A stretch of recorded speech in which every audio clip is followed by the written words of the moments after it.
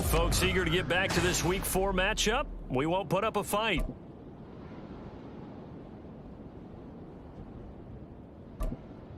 And we welcome you back live now inside the booth alongside Charles Davis. I'm Brandon Gaudin, set and ready to rock for the third quarter. The Bengals set to receive. They have the lead and the football to begin quarter number 3. And a good return as he'll be stopped just shy of the 30-yard line. So here are the Bengals set to take over. They're on a 3-game winning streak and right now looking good in this one as well. Burrow and the Bengals with a 1st and 10, just shy of the 30. They'll try and start this drive in the air. Quick slant caught by Chase. And they get him down, but not before he takes it across the 40-yard line. Just his 2nd catch of the game so far. This one moves the chains.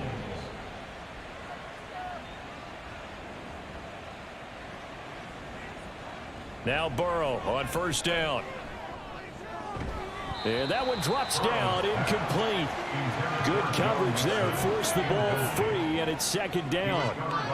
He did a fine job there of not hitting him before the ball arrived, and I've got to tell you, you can often mistime that play because of the angles of approach. When you're going to get him, sometimes you panic as well and think, I've got to be there right now. Instead, in this case, timed it perfectly and knocked it free. And he'll get this one down near the 20-yard line, just shy of the 20. The big gainer there on the catch and run, 37 yards. Despite writing it down on my notes, I never give enough credit to the offensive line, and we have to here. The protection, that's what made this play a success. Quarterback had to wait for his crossing route to develop, and that takes a little bit of extra time. Excellent job by the big fellas up front. So the big play gets him all the way down to the outskirts of the red zone here for 1st and 10. Here's a give to Mixon. Oh, fighting off the defender. Ronnie Harrison that time able to make the tackle. Well, they're hoping that the second half is better for him than the first half. They've got to find a way to get him going. He's a big part of their offense. Here's a 2nd and 5.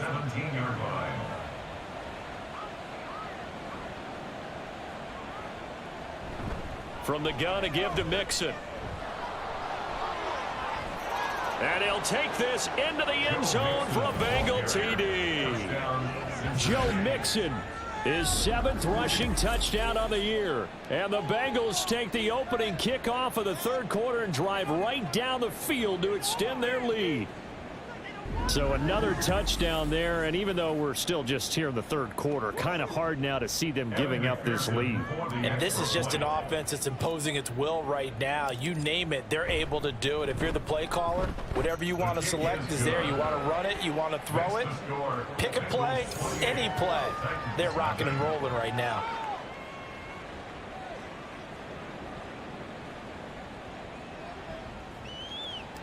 McPherson to kick off for Cincinnati. After the touchdown, McPherson on to kick this one away.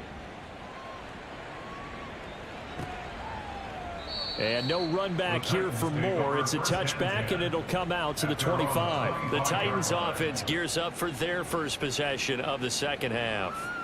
A CD, they certainly know the hole that they face as they begin the second half. They have to do what precious few teams have done in NFL history, and that's try to come back from a 4-possession deficit.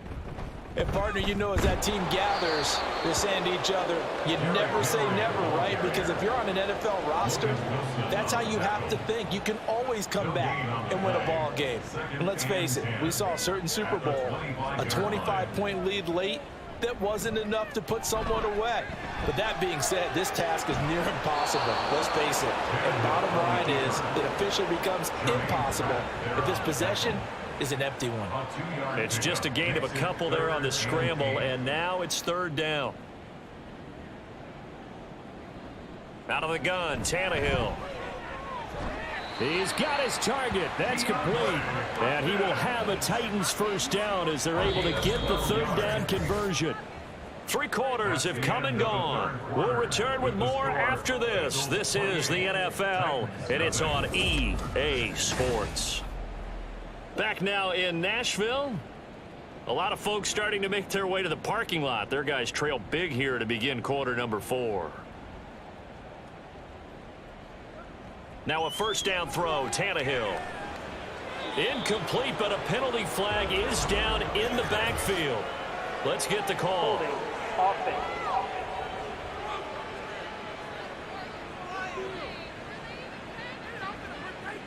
So they say no to the penalty. The incompletion stands. It'll be 2nd and 10. And what they want to do is go ahead and take those downs away from them. You never want to give extra snaps to any offense.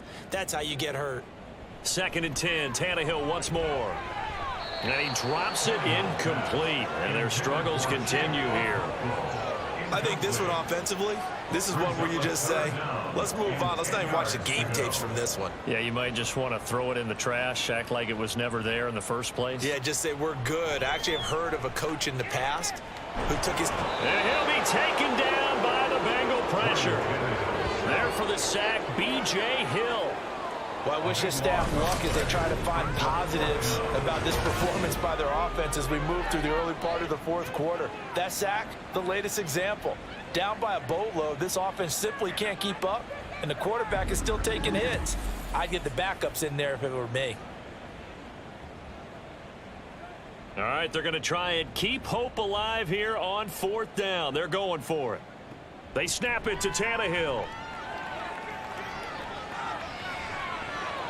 And it's incomplete. They cannot convert, and they turn it over. The Titans try it, but ultimately they fail on 4th down. And the Bengals are going to get it back in terrific field position. Well, that's another mistake there on the drop pass on 4th, and we've seen them do things like this all game. It's not hard to figure out why they're down by that deficit. They haven't made plays that are going to keep them in the game or win the game all game long. That's another example right there. It all boils down at the end of it to execution. Either you make the play or you don't. Now Joe Mixon. He's able to get 6. A nice pickup down to the 21. 46 yards rushing for him now with a couple of touchdown runs to boot. Just 2 minutes remaining here in the 4th quarter of what has been a one-sided affair. So the Bengals in possession of the football here as we get you reset. From the 21, here's a 2nd and 4.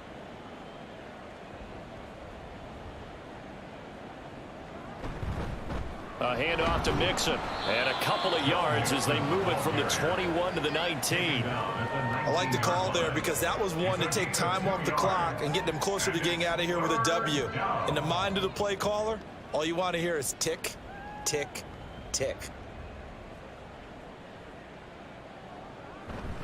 On 3rd down, Mixon, and he'll have the first down, getting this one to the 14-yard line.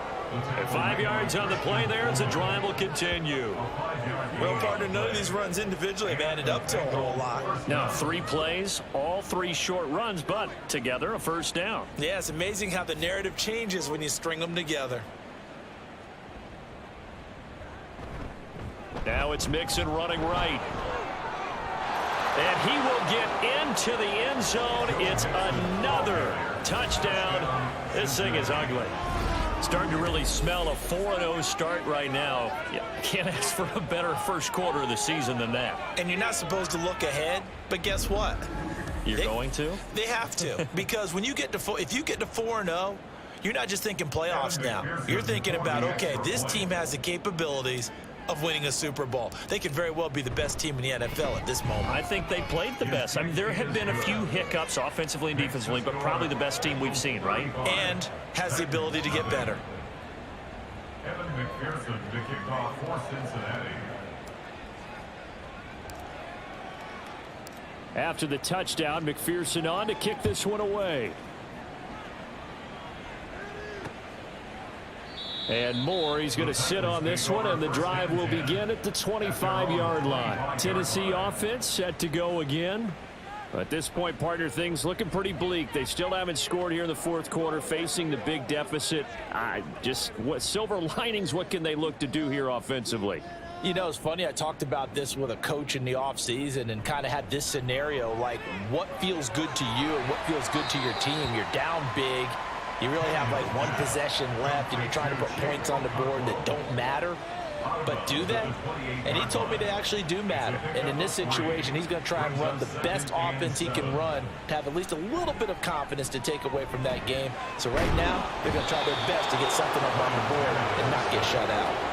B.J. Hill picks up his second sack of the afternoon. But when this game is done, the credit will go to the consistent pressure on the quarterback as a huge cause of this win. Most teams are happy if they get a few of these games per year. You know they're going to watch his tape over and over, try to identify what's working, and keep it going. So 3rd and long after the sack. Tough task for Tannehill and the Titans.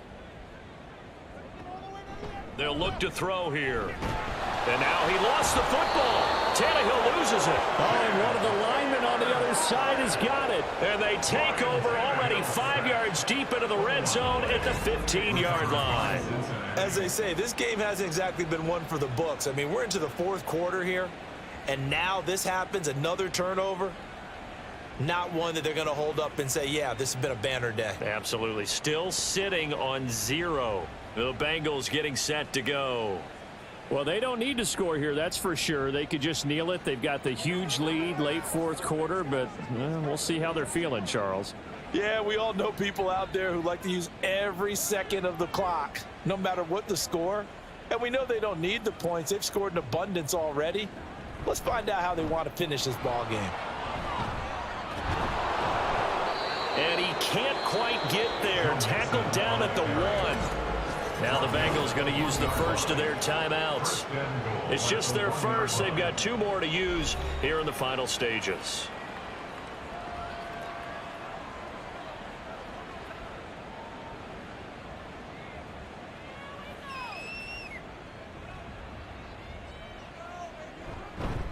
Mixon trying to punch it in. And they are going to score again. Yet another touchdown as they just add to their totals. So he had the nice run to get him down there. Was stopped just short of the goal line, but they go right back to him, CD, and he delivers to finish the drive off. A little extra determination there, don't you think, partner? You notice he didn't tap on his helmet and say, get me out after the run down to the end zone. He said, I almost got in. I'm going to get in on my own. I'm staying in. And he carries it across the goal line.